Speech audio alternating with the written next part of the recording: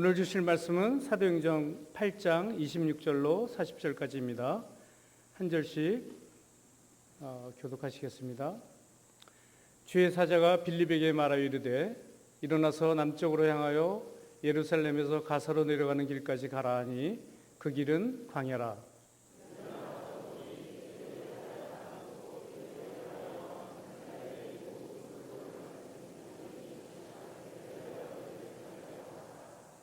돌아가는데 수레를 타고 선지자 이사야의 글을 읽더라.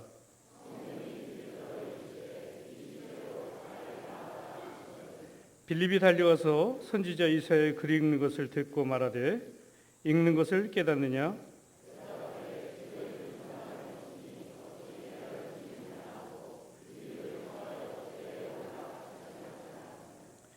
읽는 성경 구절은 이것이니 일러스되 그가 도살자에게로 가는 양과 같이 달려갔고 끌려갔고 털 깎는 자 앞에 있는 어린 양이 조용한 같이 그의 입을 열지 아니하였도다.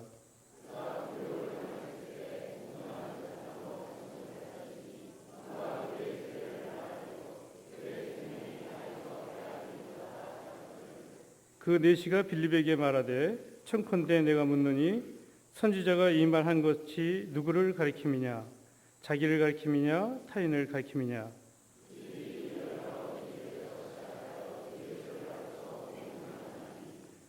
길 가다가 물이 있는 곳에 이르러 그 내시가 말하되 보라 물이 있으니 내가 세례를 받음에 무슨 꺼리낌이 있느냐?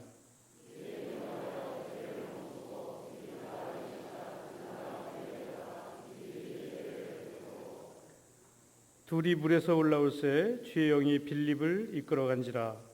내시는 기쁘게 길을 가므로 그를 다시 보지 못하니라.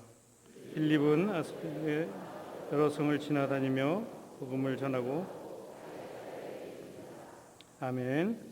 이제 아세아 연합 신학대학교 허주 교수님께서 우리 시대의 절실한 그리스도인이라는 제목으로 말씀해 주시겠습니다.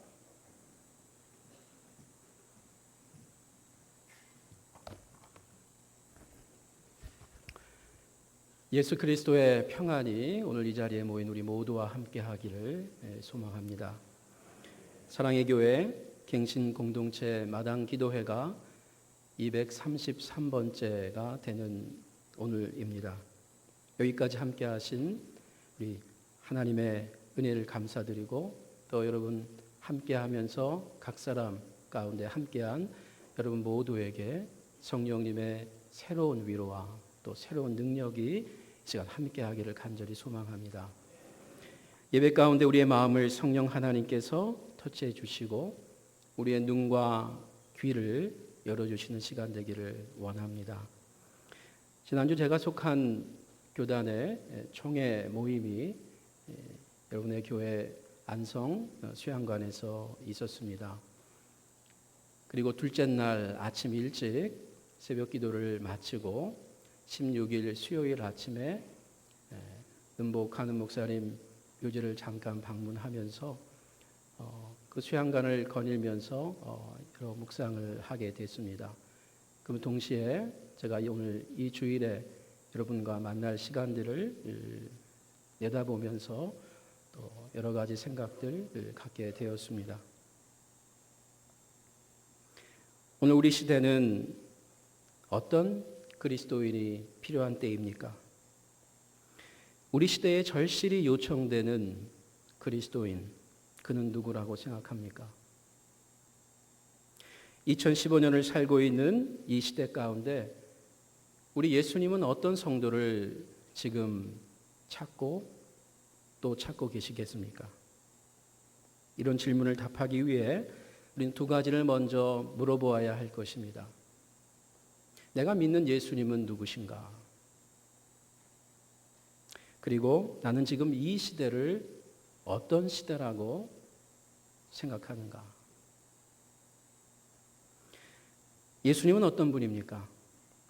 창세전에 하나님과 함께 하신 분이라고 성경은 증언합니다.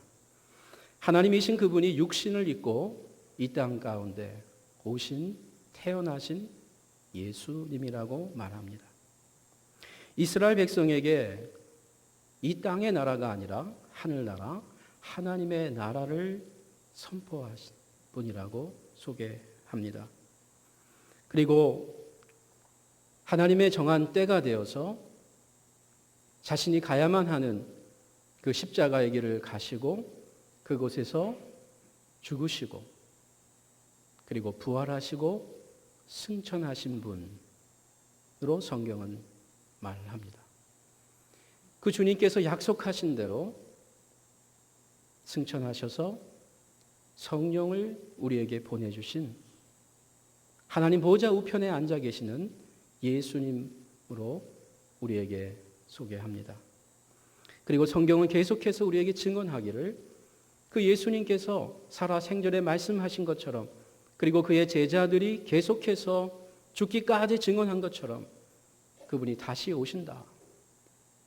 완전한 구원과 완전한 심판을 이루기 위해 이 땅에 다시 오실 예수님으로 성경은 증언하고 있습니다. 그렇다면 우리는 누구입니까? 우리는 이 예수님을 내 인생의 구주로, 온 우주의 주인으로 믿는 자들입니다. 우리가 예수님을 믿는다는 것은 우리 안에 이 예수님이 사신다는 말입니다. 이제 내가 사는 이유는 나를 위하여 돌아가신, 죽으신 이 예수님을 위해 사는 것이라고 고백하는 자들입니다. 내가 지금 살고 있는 것은 내 남편, 내 아내, 내 자식들을 위한 것도 있지만 그것이 가장 절실한 이유는 아니라는 것입니다.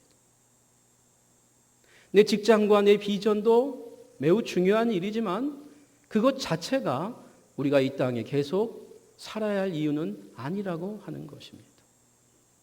우리가 사는 이유는 내 안에 사신 예수 그리스도를 위한 삶이라고 고백하는 자들, 그들이 오늘 예배를 드리고 있는 저와 여러분입니다. 요한복음 11장에는 이렇게 말씀하고 있습니다. 예수께서 가라사대 나는 부활이요 생명이니 나를 믿는 자는 죽어도 살겠고 무릇 살아서 나를 믿는 자는 영원히 죽지 아니하리니 이것을 내가 믿느냐. 가로되 주여 그러하외다. 주는 그리스도시요 세상에 오시는 하나님의 아들이신 줄을 내가 믿나이다. 로마서 10장에서 바울은 이렇게 우리에게 선언합니다. 네가 만일 내 입으로 예수를 주로 시인하며 또 하나님께서 그를 죽은 자 가운데서 살리신 것을 내 마음에 믿으면 구원을 얻으리니 사람이 마음으로 믿어 의에 이르고 입으로 시인하여 구원에 이르느니라. 그리스도인들이 믿는 믿음의 본질, 핵심은 내가 잘 될 것이다, 우리 가족이 잘 될 것이다, 나아가서 우리 교회가 잘 될 것이다가 본질이 아닙니다. 성경에서 믿음의 본질을 얘기할 때 우리가 믿는 가치의 그 궁극점을 얘기할 때 그것은 예수께서 하나님의 아들이시다. 그분이 우리 가운데 오셨다. 그분이 내 자신도 어찌할 수 없는 내 죄를 빼앗아서서 그 죄를 씻기셨다. 즉 우리의 죄를 속량하신 그 사건과 그 효력을 믿는 것입니다. 우리가 살고 있는 이 시대는 어떤 시대입니까? 변하는 것이 미덕이고 유행을 따라 사는 것이 세련됐다라고 하는 시대에 살고 있는 우리입니다. 이런 시대에 변하지 않고 변할 수 없는 것이 있다. 절대로 변하지 않는 하나님의 은혜가 있다. 용서가 있다. 사랑이 있다. 라는 것을 믿고 사는 것은 쉬운 일이 아닙니다.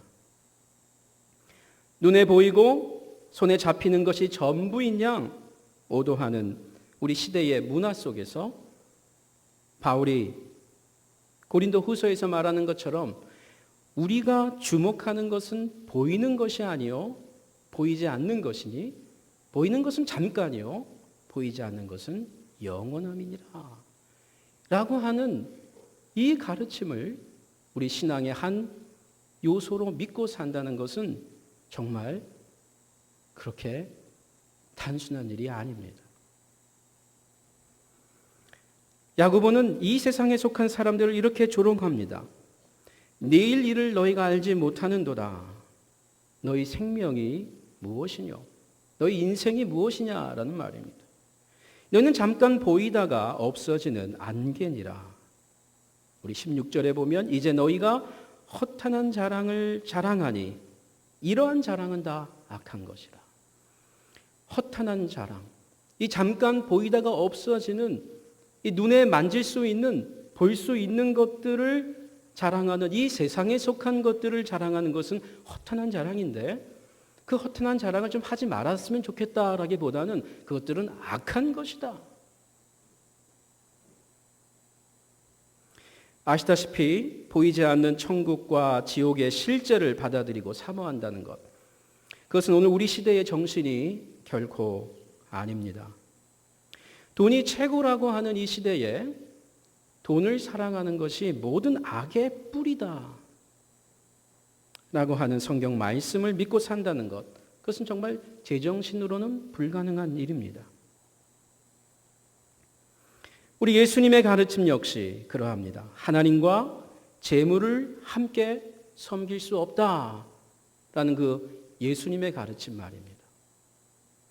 지금 우리 시대에 말씀하시는 것이 아니라 1세기에 이 자본주의 가치가 팽배하지 않았던 그 시대에 말씀하신 그 예수님과 바울의 말씀이라면 오늘 우리가 살고 있는 이 2015년, 지금 이 21세기 살고 있는 이 시대에 그분들이 뭐라고 말씀하실까? 우리가 가히 다 상상할 수가 없습니다.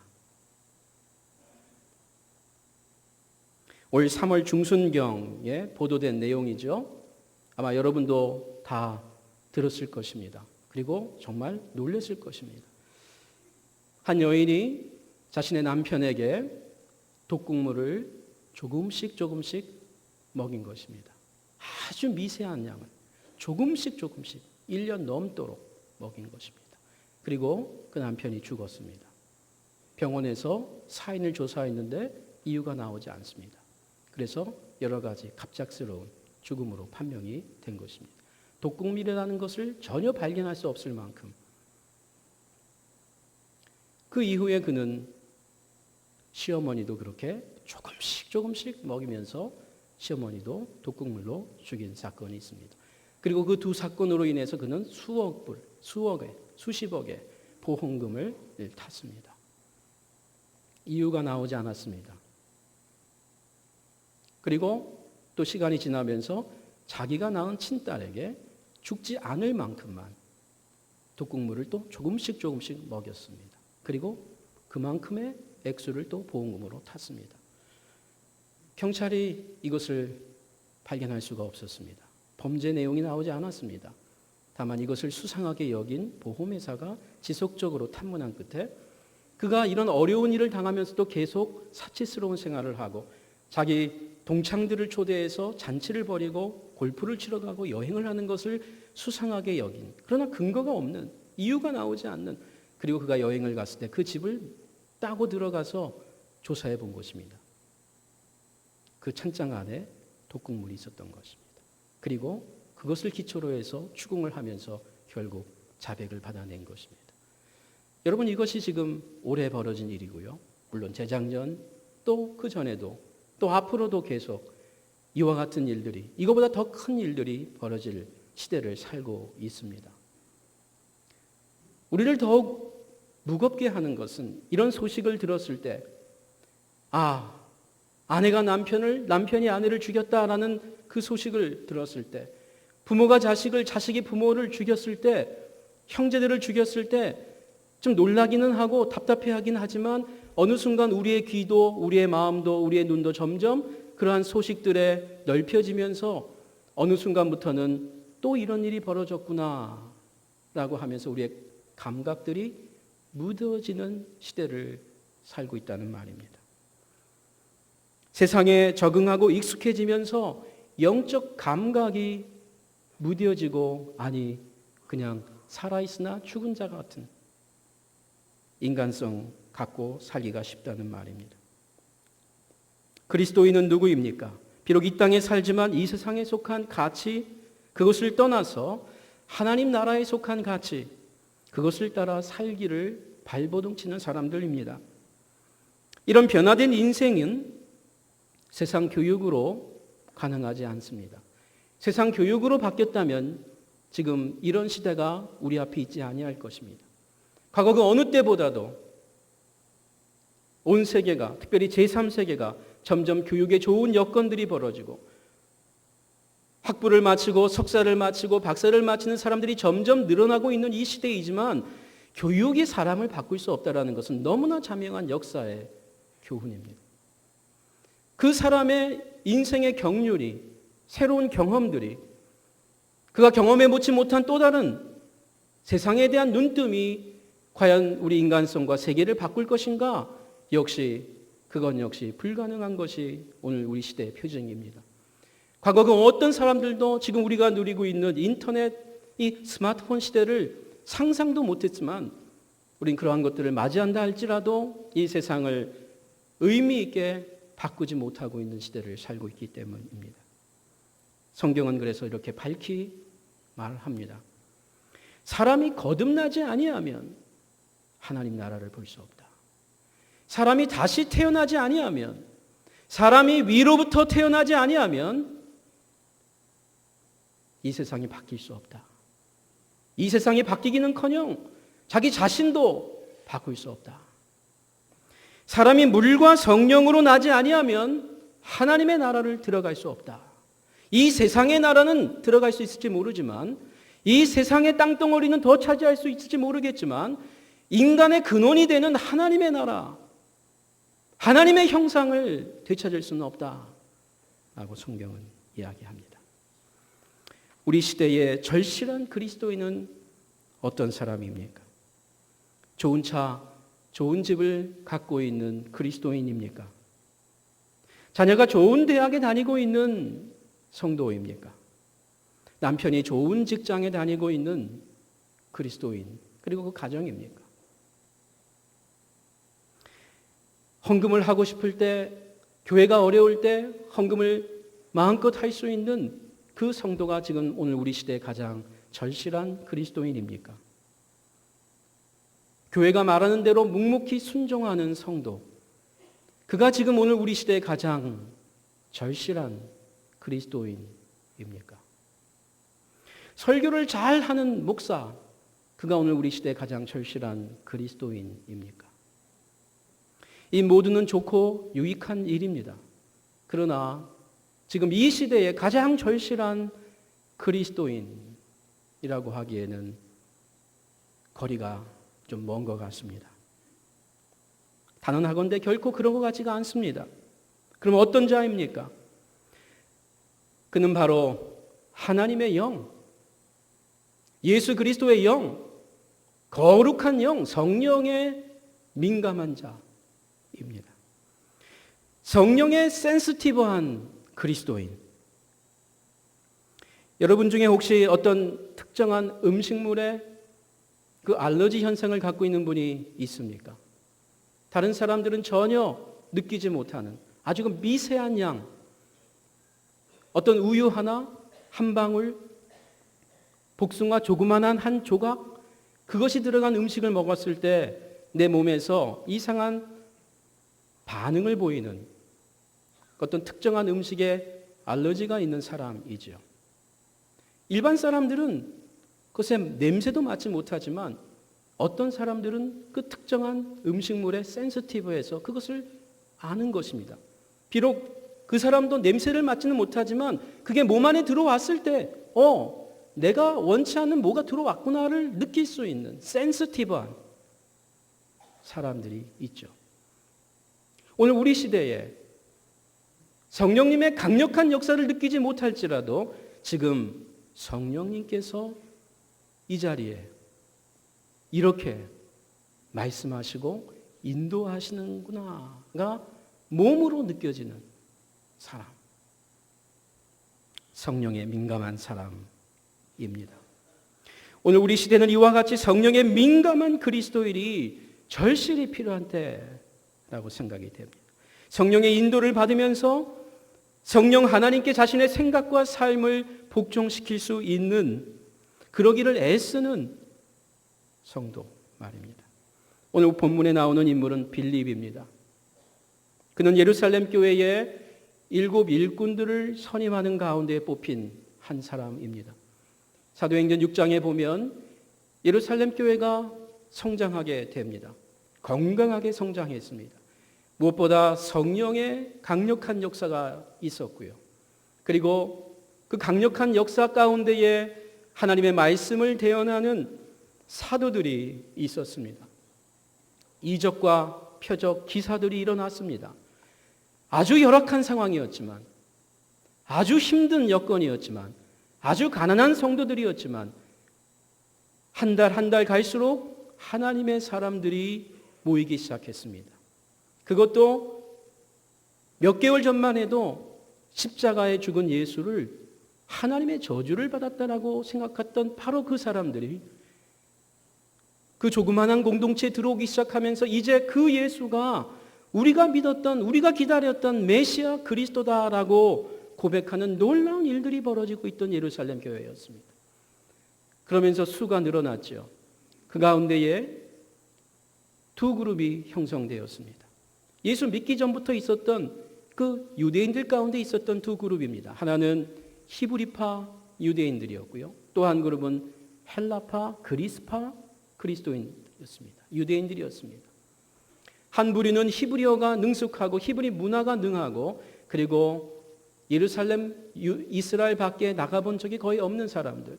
또 한 그룹은 헬라 문화가 익숙하고 헬라어가 능통하고, 그리고 일상생활 가운데 오히려 헬라어를 쓰기 원하는 사람들. 그들은 외국에 오랜 기간 있었던 사람들이고 그들의 후손들이었습니다.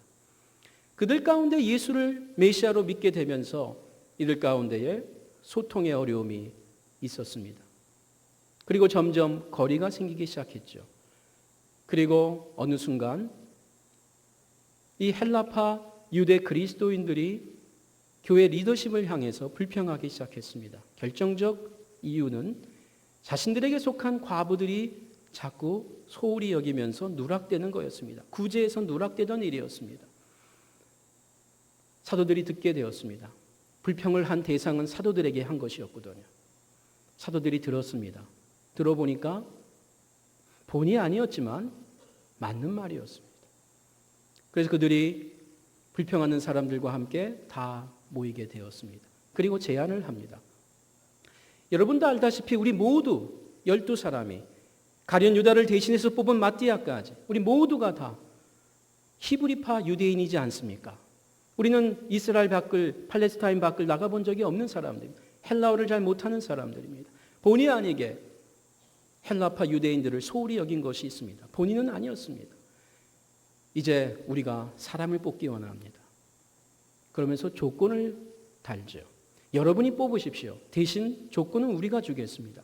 조건은 두 가지였습니다. 그러나 같은 내용입니다. 하나는 성령과 믿음이 충만한 사람, 여러분 가운데에 성령과 믿음이 충만한 사람을 선별하십시오. 7사람. 그리고 또 한 얘기를 하죠. 성령과 지혜가 충만한 사람을 뽑으십시오. 성령과 믿음과 지혜가 충만한 사람이라면 여러분이 뽑으십시오. 그리고 그들이 뽑았습니다. 그 중에 한 사람이 스데반이요, 또 한 사람이 오늘 우리의 본문의 주인공인 빌립입니다. 그리고 나머지 5사람들을 사도들 앞에 데리고 왔습니다. 그리고 사도들이 분별하였습니다. 확인하였습니다. 일반 예루살렘 교회 성도들도 알 수 있었던 것처럼 사도들이 볼 때에도 이들은 사람들에게도 칭찬을 받고 성령과 믿음과 지혜가 충만한 사람이라는 것을 알 수 있었습니다. 그리고 사도들이 안수하게 됩니다. 그리고 그들이 뽑히게 됩니다. 빌립입니다. 성령의 사람이었습니다. 오늘 우리 본문에서 보면은 이 빌립은 예루살렘 교회 안에 이 헬라파 과부들을 구제하는 일로 이 뽑힌 사람이었음에도 불구하고 스데반과 함께 빌립은 교회 밖의 사역도 감당하는 자인 것을 보게 됩니다. 원래 구제를 위해서 뽑힌 사람이었지만 다른 성도들 가운데에서 또 무엇보다 사도들이 이것을 반대했을 수도 있었을 겁니다. 우리가 당신들을 뽑은 것은 이 교회 안에 구제를 위해서 뽑은 것 아닙니까? 그런데 그들은 스데반과 빌립은 교회 밖에 사역도 하고 있는 것을 성경을 통해 알게 됩니다. 그 이유가 무엇일까요? 성경은 그것을 말해주지는 않습니다만 우리가 추정할 수 있는 것, 그것은 성령이 그들과 함께하면서 우리 성경에 표현하기를 사도들에게 동일하게 나타났던 기사와 표적이 스데반과 빌립에게도 나타났다라고 소개합니다. 표적과 기사가 나타나서가 아니라 성령이 그들과 함께하기 때문에 나타났던 그 열매들이었죠. 그런 빌립이 사마리아에 가서 복음을 전합니다. 사도들도 가지 못한 곳이었죠. 그곳에서 놀라운 기사와 표적이 또한 예루살렘에서만이 아니라 그곳에서도 나타나는 것을 성경은 소개합니다. 많은 사람들이, 사마리아 사람들이 빌립의 말을 듣고 세례를 받고 그리고 예수를 구주로 영접하게 됩니다. 빌립이 사역을 아주 잘했습니다. 그리고 예루살렘 교회가 사도들을 보냈습니다. 그리고 보냈더니 이 사마리아에서 빌립의 사역이 성공적이라는 것을 확인할 수 있었습니다. 그런데 여러분, 오늘 우리가 읽은 본문의 내용의 핵심이 무엇입니까? 그 사마리아에서의 빌립의 사역이 성공적이고 하나님의 열매들이 나타남에도 불구하고 사마리아의 그 목회 사역을 내려놓고 그는 다른 곳으로 가는 상황입니다. 사마리아 대도시를 떠나서 지금 사람들이 살고 있지 아니하는 광야로 가고 있는 빌립입니다. 그가 어떻게 그런 일을 할 수 있었을까요? 오늘 우리식으로 얘기하면 남편이 좋은 직장을 다니고 있고요. 안정되어 있고 그 공동체에서 인정을 받고 있는데 남편이 갑자기 나 이거 그만 때려치고 벤처 기업을 해야 되겠다라고 하는 것과 같은 것입니다. 자식이 지금 좋은 대학에 다니고 있는데 갑자기 하루아침에 깨어나서 이런 얘기를 하면서 나 대학 그만둬야 되겠다 라고 하면서 하는 말과 같은 것입니다. 조금 더 현실적으로 얘기하면 어떤 담임 목사님 한 분이 한 해 한 해 갈수록 교회에서 인정을 받고 신뢰를 받고 그 영역에 있어서 말이죠. 그 신실함에 있어서 성도들이 계속 모이기 시작하고 그 교회에 큰 기쁨이 있는데 그 담임 목사님이 갑자기 하루아침에 온 성도들 앞에 제가 이제 사임하고 다른 지역에 가서 교회 개척을 좀 해야 되겠습니다 라는 것과 같은 내용입니다. 그 근거가 무엇이었습니까? 빌립이 이런 결정을 하게 된 근거가 무엇이었습니까? 여러분 성경 8장 26절입니다.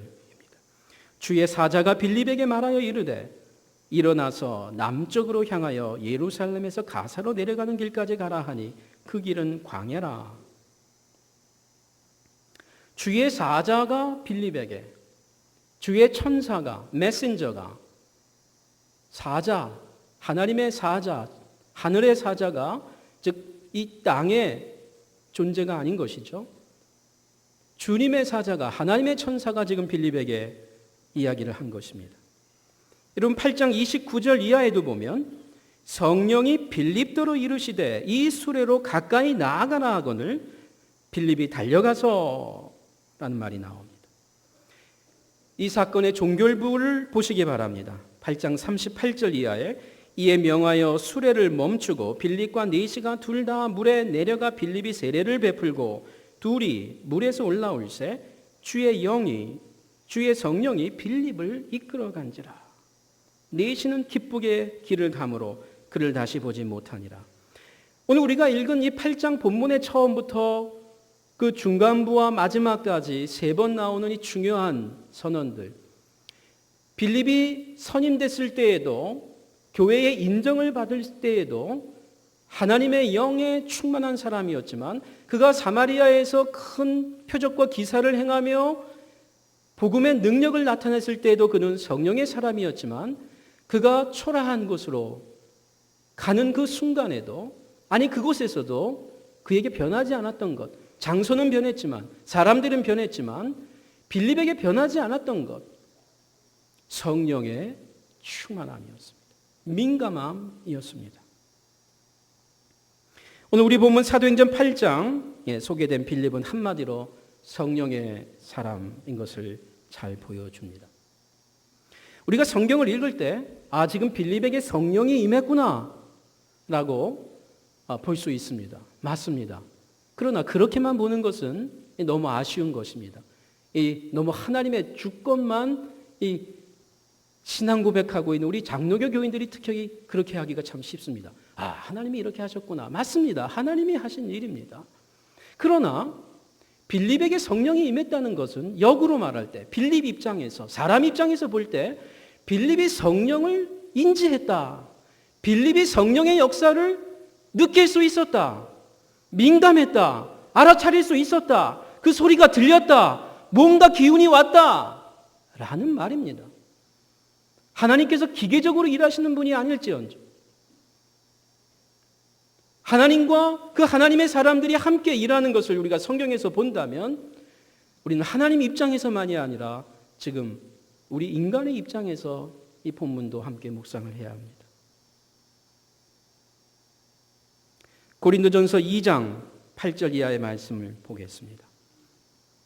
이 지혜는, 여기서 말하는 이 지혜는 하나님의 지혜입니다. 이 하나님의 지혜는 이 세대에, 이 시대의 통치자들이, 지도자들이, 지혜자들이 한 사람도 알지 못하였나니 만일 알았더라면 영광의 주 예수님을 십자가에 못 박지 아니하였으리라. 기록된 바 하나님이 자기를 사랑하는 자들을 위하여 예배하신 모든 것은 눈으로 보지 못하고 귀로 듣지 못하고 사람의 마음으로 생각하지도 못하였단가 같으니라. 이 세상의 눈과 귀와 마음으로는 절대로 깨달을 수 없다는 겁니다. 뭐를요? 하나님의 지혜를 말입니다. 오직, 여기서 오직은 앞의 내용에 대한 그러나라는 말입니다. 앞의 내용이 아니고 not A, but 그러나라는 말입니다. 우리 한글 성경에 이걸 오직으로 번역을 해서 좀 이 두 쪽이 충분하게 대조가 되질 않습니다. 인간의 눈, 인간의 귀, 인간의 마음이 아니다. 그러나 하나님이 성령을 이것을 우리에게 보이셨기 때문에 우리의 지각이 아니고 우리의 지식이 아니고 우리의 경험이 아니고 하나님의 성령이 우리로 하여금 이것을 깨닫게 했다. 성령은 모든 것 곧 하나님의 깊은 것까지도 통달하시느니라. 사람의 일을 사람의 속에 있는 영 외에 누가 알리요? 이와 같이 하나님의 일도 하나님 속에 있는 그 영 외에는 아무도 알지 못하느니라. 여러분, 남편의 마음을 누가 알겠습니까? 조금은 알죠. 부인이, 자녀들이, 부모님이 알 수 있죠. 그러나 그 남편의 마음은 그 남편의 영만 안다는 것입니다. 그 비밀스러운 것까지는 말이에요. 누가 하나님의 마음을 알겠느냐? 하나님의 영 외에는 하나님을 다 알 수 없다라는 말입니다. 우리가 세상의 영을 받지 아니하고, 이 두 가지의 영이 있죠. 세상의 영을 받지 아니하고 오직 그러나 하나님으로부터 온 영을 받았으니 이는 우리로 하여금 하나님께서 우리에게 은혜로 주신 것들을 알게 하려 하심이라. 우리가 이것을 말하거니와 사람의 지혜가 가르친 말로 아니하고 오직 사람의 지혜가 아니고 그러나 성령께서 가르치신 것으로 하니 영적인 일은 영적인 것으로 분별하느니라. 육에 속한 사람은, 세상의 영을 받은 사람은 하나님의 성령의 일들을 받지 아니하나니 이는 그것들이 그에게는 어리석게 보이며 또 그는 그것들을 알 수도 없나니 그러한 일은 영적으로 분별되기 때문이라. 이 육에 속한 사람이 있으면 영에 속한 사람이 있다라는 말이죠. 고린도전서의 메시지, 우리가 방금 읽은 이 본문은 분명한 내용입니다. 이것은 무엇입니까? 누가 그리스도인이 될 수가 있는가? 누가 예수 그리스도께서 십자가에 달린 그 비밀스러운 가치를 알 수 있는가? 그냥 한 유대인 남자 청년이 죽은 것이 아니고 그것이 나를 위한 죽음이라는 것을 어떻게 깨달을 수가 있는가? 하나님의 영이 우리 가운데 임할 때 거듭난다는 것입니다. 깨달아진다는 것입니다. 여기에 있는 여러분 가운데 적지 않은 분들이 다 이런 경험이 있을 줄 압니다. 10년 전, 20년 전입니까? 예배당에서 말씀 듣는 것이 어색하고, 아니 예배당 근처에 가지도 않았던 분들, 예배당에서 웃고 예배당에서 우는 모습을 볼 때 즐겁했던 사람들, 정말 어리석게 여겼던 사람들, 하나님 믿으니 내 주먹을 믿는 게 낫지, 내 통장을 믿는 게 낫지 했던 사람들.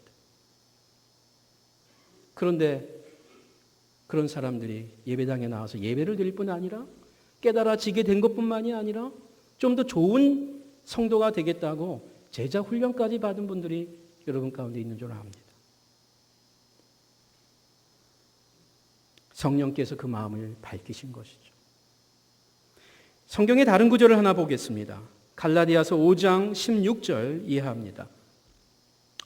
내가 이르노니, 바울이 갈라디아 성도들에게 하는 말이죠. 내가 이르노니 너희는 성령을 따라 행하라. 그리하면 육체의 욕심을 이루지 아니하리라. 육체의 소욕은, 육체의 갈망은, 그 말, 성령을 거스리고 성령의 갈망은 육체를 거스르나니 이 둘이 서로 대적하므로 너희가 원하는 것을 하지 못하게 하려 함이라.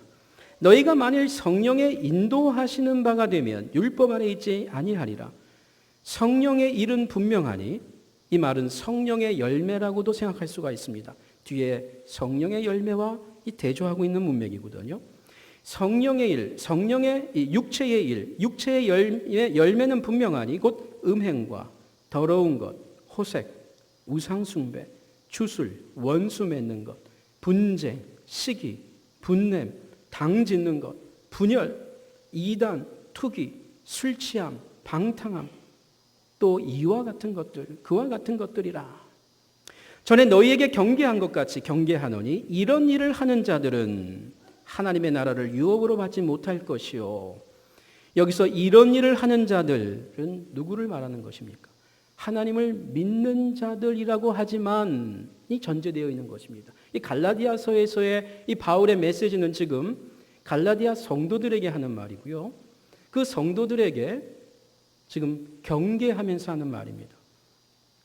이런 일들을 하는 자들은 교회 예배당 밖이 아니고요. 믿는 자들이라고 하는 자들 가운데에서 계속 이런 육체에 속한 일들이 자꾸 삶 속에서 나타난다면 하나님의 나라를 유업으로 받지 못한다. 한마디로 하나님 자녀가 아니라는 것입니다. 확인해 보라는 것입니다. 어떻게 해요? 성령이 그 안에 계시다면 성령의 열매가 나타나야 된다는 것입니다. 성령이 내 안에 계시다는 것으로 자꾸 주장할 것이 아니고 그 성령이 함께 하시기 때문에 나타날 수밖에 없는 자연스러운 열매. 그래서 예수님도 말씀하셨죠.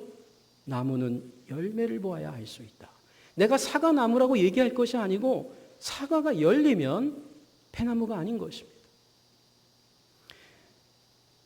오늘 이렇게 이야기합니다.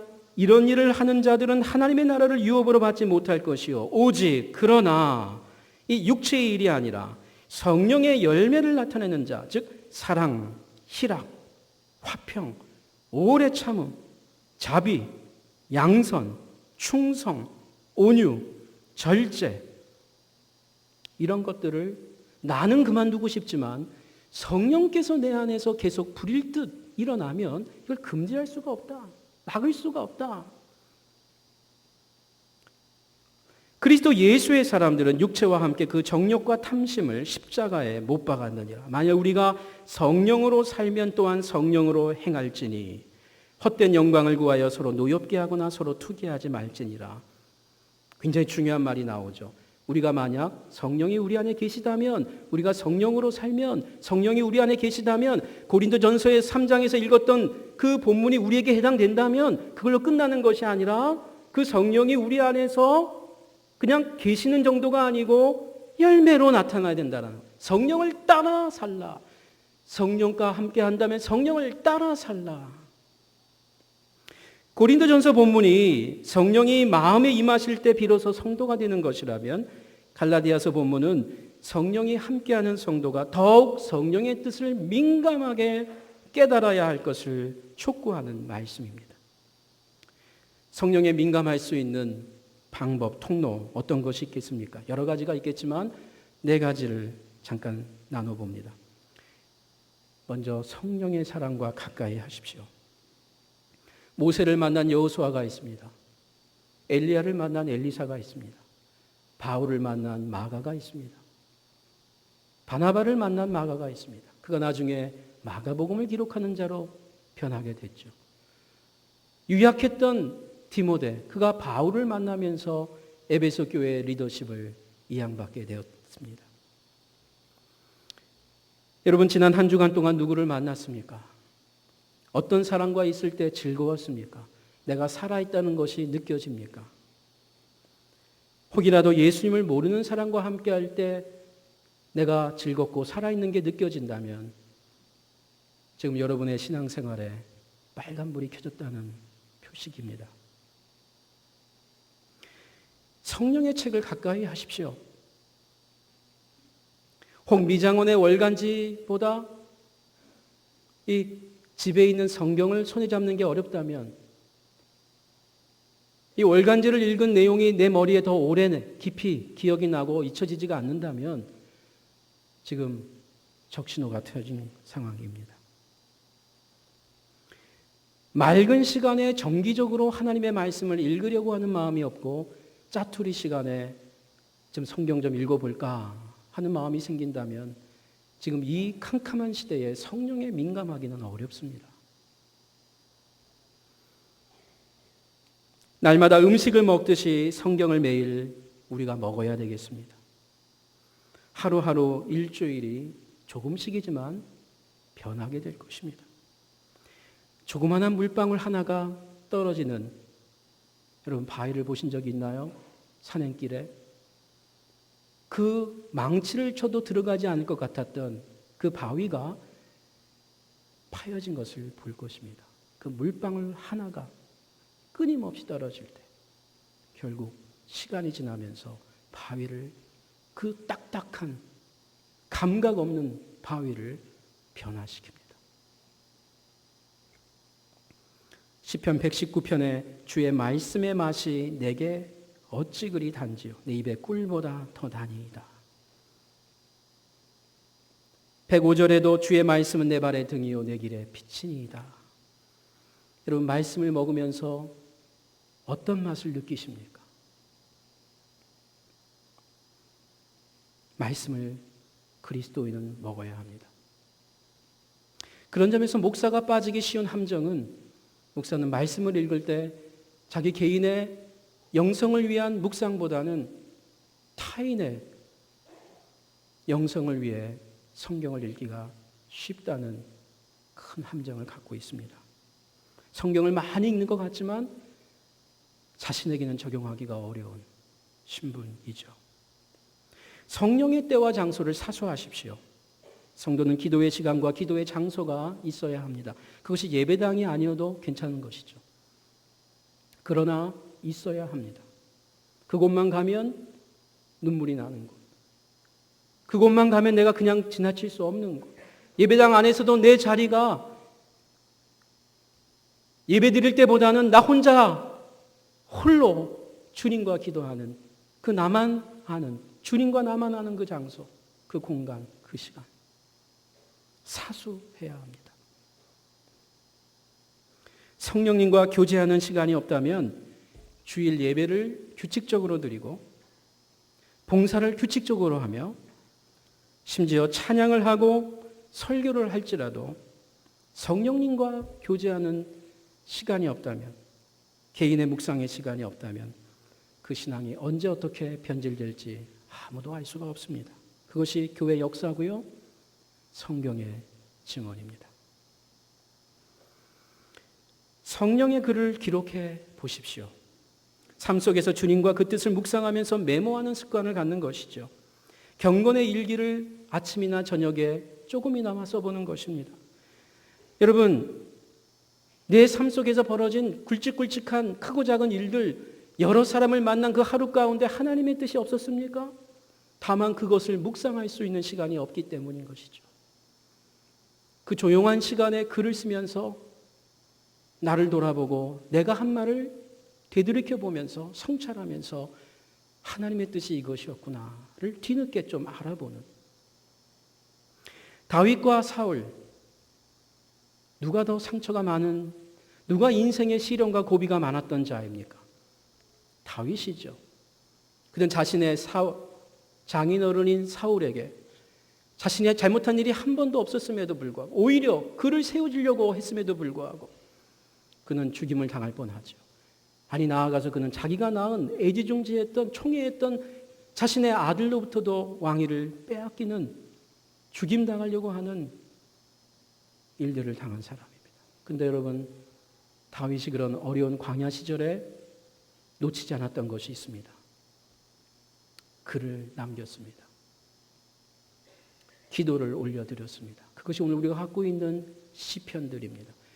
그는 그 글 속에 다른 사람에게는 할 수 없지만 하나님과 자기만 나눌 수 있는 모든 내용들을 다 토해버렸습니다. 우리가 소위 말하는 탄원시, 저주시들이 있습니다.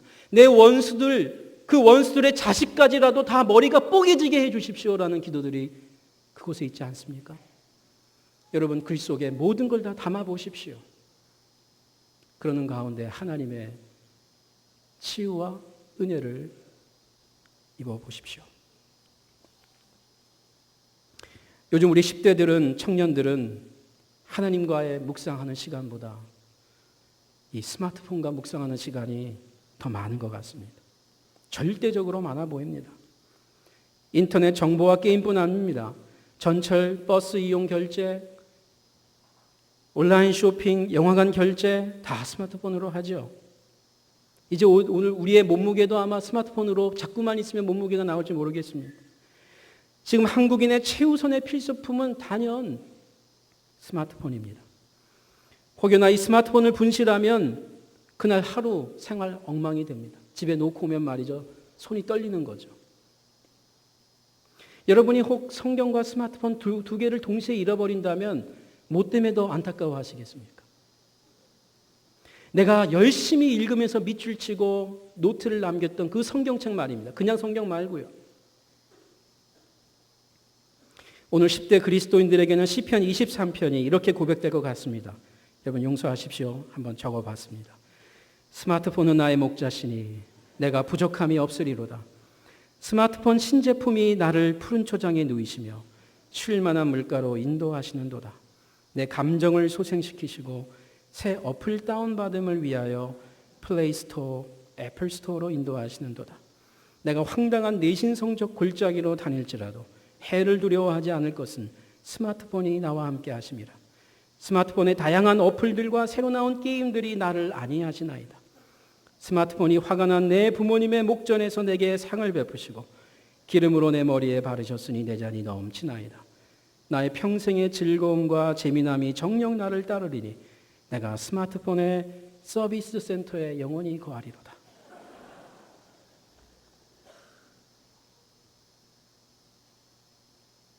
성령을 잘 의식했고 민감했던 빌립, 그는 어떤 모습을 보여줍니까? 몇 가지 내용이 있지만 저는 오늘 본문의 한 표현에 집중하려고 합니다. 그것은 빌립이 에디오피아 여왕 그 고위 관리에게 묻는 질문입니다. 여러분 성경 8장 30절에 빌립이 달려가서 선지자 이사야의 글 읽는 것을 듣고 말하되 읽는 것을 깨닫느냐. 빌립의 여러분 동사적 표현을 보십시오. 그곳에 간 것도 성령의 인도였지만 그곳에 달려가서 빌립이 성령의 음성을 듣고 달려가고 그리고 듣고 말하죠. 그 말의 내용이 뭡니까?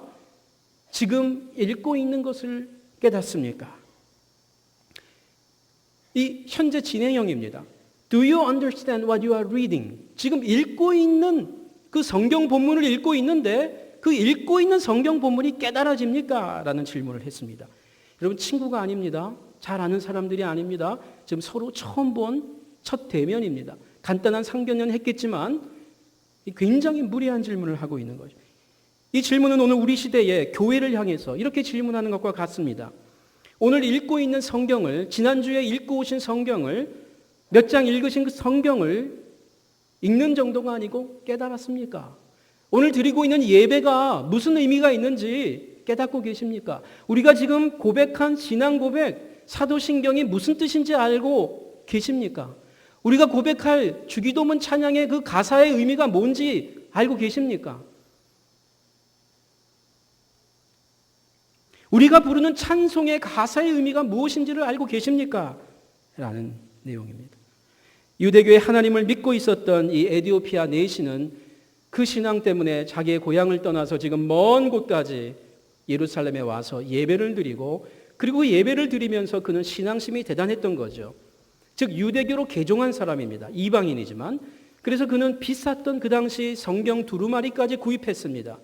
그가 재물이 있었던 사람이죠. 지위가 높은 사람입니다. 그리고 좋은 마차를 타고 가면서 그 흔들리는 마차 속에서도 그 신앙의 그 열정 가운데 그 자신이 구입한 성경 두루마리, 이사야 두루마리를 지금 읽고 있는데, 그냥 눈으로만 읽는 것도 아니고 소리 내면서 읽고 있는 것입니다. 그 현장을 지금 빌립이 보고 듣게 된 것입니다. 대단한 열심 아닙니까? 그런데 이 사람에게 지금 빌립이 묻는 것입니다. 그 열심 있고 신앙심 깊어 보이는 사람에게, 죄송하지만 지금 읽고 있는 이 이사야 성경을 깨닫고 계십니까? 감사한 것은 고위관리 내시가 이 당황스러울 질문, 이 불쾌하고 무례한 질문을 정직하게 답변하고 있다는 것입니다. 이런 점에서 성경을 읽고 예배를 드리고 그가 아무리 멀리서 오고 열심히 있다 할지라도 그것만 갖고는 우리가 그 사람의 속 신앙을 알 수가 없습니다. 여기서 얼마든지 화를 낼 수 있었는데 이 에디오피아 내시의 유대교적 신앙이 정말 깊었던 것은 그 예배드리고 성경을 읽는 것으로가 아니라 그의 생활의 언어 속에서, 심령의 상태에서 할 수 있었던 겁니다. 그는 이렇게 답변할 수 있었지요. 당신 지금 이 마차가 안 보이시오? 이 마차가 일반 마차가 아니고 이 휘장이 안 보이시오 지금? 내가 누구인지를 알고 그런 말을 하고 있는 것이요. 나라도 빼앗긴 유대인인 것 같은데. 내가 지금 모르는 것을 그저 폼으로 읽고 있다고 생각하십니까? 그는 이렇게 답변할 수 있었지만 그는 이렇게 성경에서 답변하고 있습니다. 대답하되 지도해 주는 사람이 없으니 어찌 깨달을 수 있습니까? 하고 빌립을 청하여 수레에 올라 같이 앉으라 하니라. 이 에디오피아 내시가 이 사람을 보니까 비범해 보입니다. 일반 사람 같아 보이지 않습니다. 지금 사람이 있을 수 없는 곳에 딱 자신과 이 또 한 사람이 있는 것입니다. 광야입니다. 그리고 그 사람을 자기 마차에 태웁니다. 비싼 마차에 태웁니다. 그리고 이 말씀을 좀 가르쳐 주십시오 하는 것입니다. 오늘 우리 시대는 빌립과 같이 신실한 리더, 내시와 같은 겸손한 성도, 참으로 교회에 절실히 필요합니다. 그러나 그 이전에 이런 것이 가능했던 그 근원적 배경, 성령에 민감했던 사람들, 영적으로 정직한 성도, 그가 참으로 복된 성도입니다. 하나님의 집에서는 사회적 지위의 높낮이가 의미가 있지 아니합니다. 경제적 능력 같은 외적 요소들을 내려놓아야 합니다. 그리고 순전한 마음, 겸손한 마음, 세상의 지식이 줄 수 없는 하나님의 성령의 열매가 함께한다면 도무지 금지할 수 없는 그 내적 평안과 하늘이 주시는 겸손함. 겸손한 척하는 것이 아니고 나는 겸손할 수밖에 없다는 것을 성령의 깨닫게 하심으로 깨닫게 된 그 성도.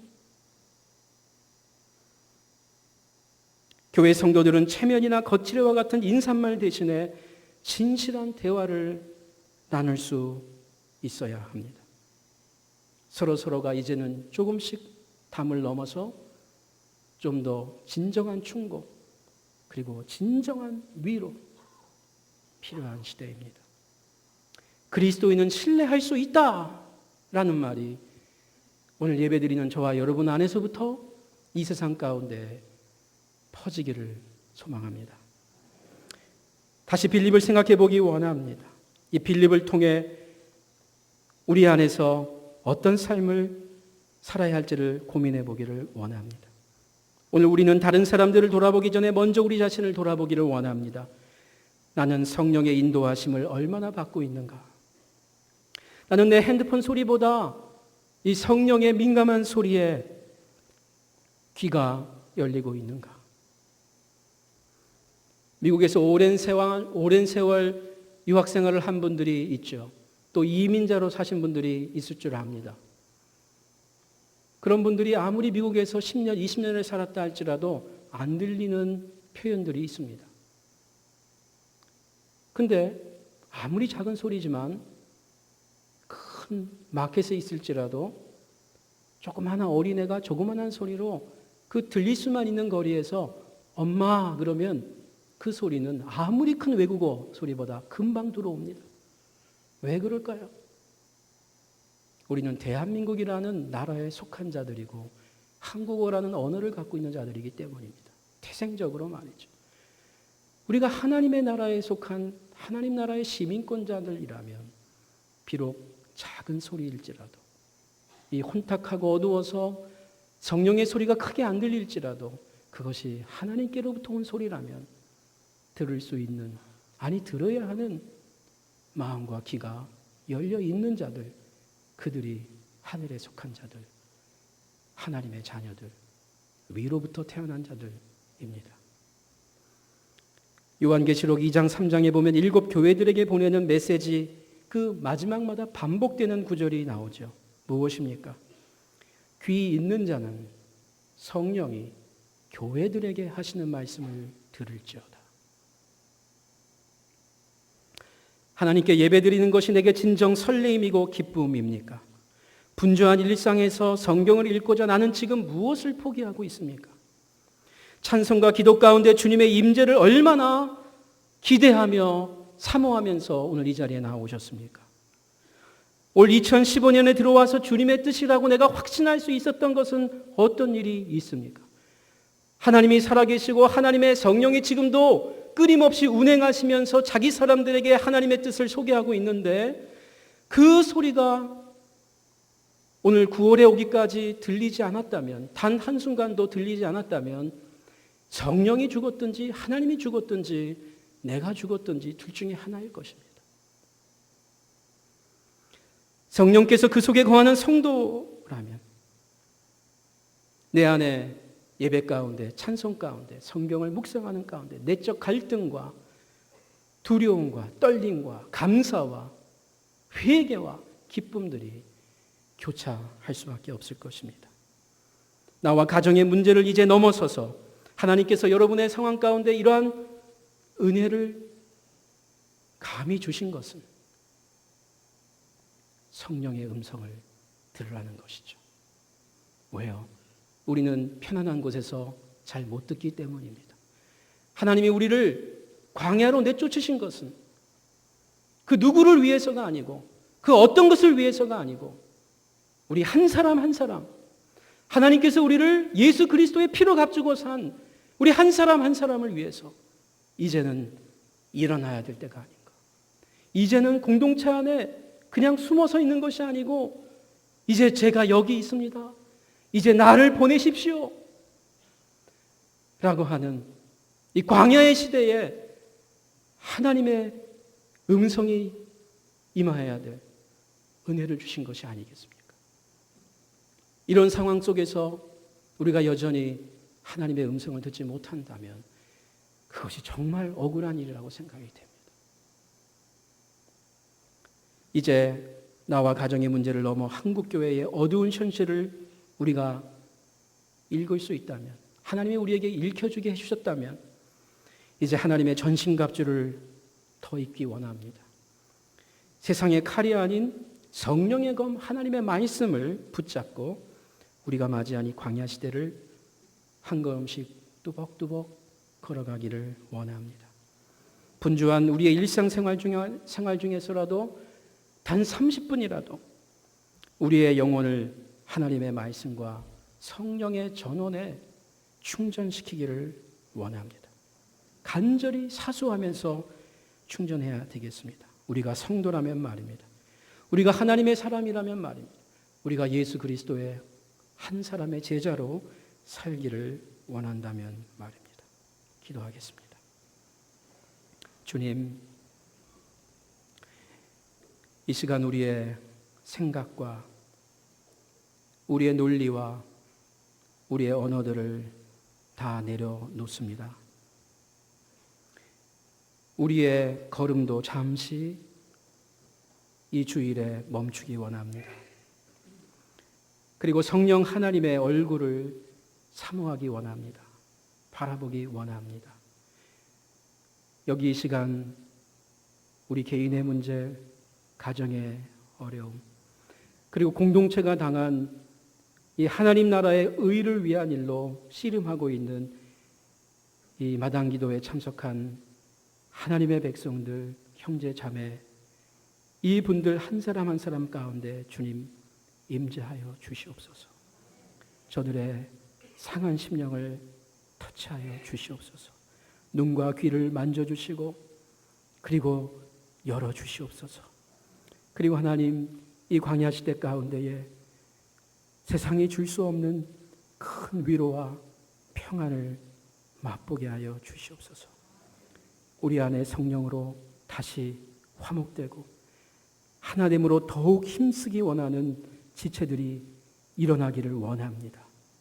아버지여, 우리를 허무려고 하는 그 어떤 세력도 성령의 검으로 물리치게 하여 주옵소서.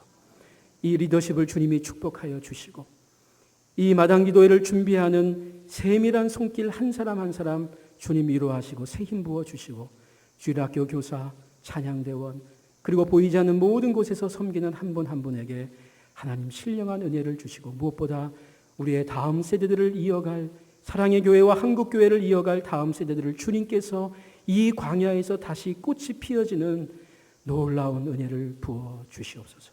오늘 우리의 예배와 찬양과 우리의 물질을 받으소서. 예수님 이름으로 기도하옵나이다. 아멘.